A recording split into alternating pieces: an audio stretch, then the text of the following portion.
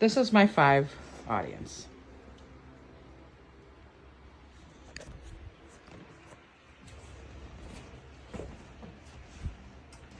Hello everybody, and I thank you for joining me this afternoon.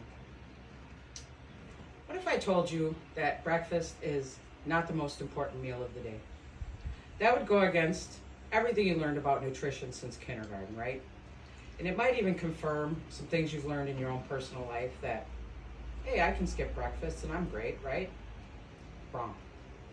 A 2022 study done by Civic Science determined that 35% of American adults regularly skip breakfast. Now, imagine a 3rd grade student sitting in their class 20 minutes into their day who starts to feel hungry. What do you suppose starts happening? You start losing focus. You start having trouble concentrating and paying attention. Fatigue starts to set in. All the learning that could be done is not going to be done. I come from an era where breakfast was not served in schools. So I speak to you today from a place of personal experience. I rarely ate breakfast, rarely even thought about it. And that habit continued well into my adult life. But I can't ignore the statistics that show how regularly skipping breakfast could potentially lead to health issues later in life. I'm here to convince you today that breakfast is not the most important meal of the day. Breakfast is the most crucial meal of the day, and it starts with good habits when you're young. When we wake up, we need fuel to start our day. We need fuel to keep us going throughout the day. Without it, we get sluggish, we struggle. When you're in school, that looks like diminished focus. And diminished focus is ultimately going to result in lower test scores.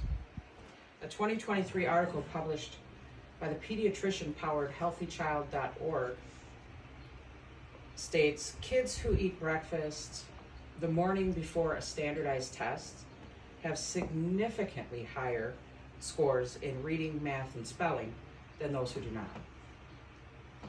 But that's one issue. There's many more issues and many more risks associated with regularly skipping breakfast, like higher instances of obesity, mood disorders, and nutritional deficiencies. If this behavior continues, it can lead to even higher rates of obesity, diabetes, and cardiovascular disease later in life. So, how do you get kids to start eating breakfast every day? Your average 3rd grade student is not so concerned with their blood glucose levels and cognitive function, so statistics aren't going to work. Breakfast can't be seen as an option. Does it start in the home? Absolutely. Parents and caregivers are the most influential people in a child's life. Knowing what types of food to present to your kids and how to present them goes a long way in getting kids interested in daily breakfast. The consistency of a daily breakfast goes a long way when kids make the decision to choose something or not when they're offered something. The good news is 91% of public schools offer breakfast in school as part of the USDA's subsidized school breakfast program. This program was started in 1966, according to the USDA. It gained wide popularity in 1974 and has grown every year for the following 50 years. Now, despite the success of this program, 15% of elementary school age children are still reportedly skipping breakfast every day. 30% are reportedly skipping breakfast at least once a week. That's according to an article done by the registered dietitian at Children's Hospital of Virginia. You can't force someone to eat. Everybody's got excuses of why they didn't or aren't interested in eating. But by not reinforcing the crucial need for breakfast every day when we're young, those behaviors turn into habits.